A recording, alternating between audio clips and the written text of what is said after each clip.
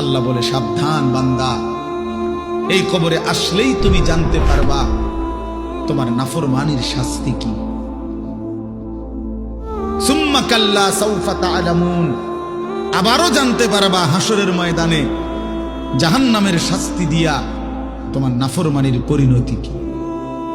দুইবার বলছেন আল্লাহ, একবার বলছে কবরে জানতে পারবা তোমার নাফরমানির শাস্তি কি, আরেকবার জাহান্নামে জানতে পারবা হাসরে তোমার নাফরমানির শাস্তি কি।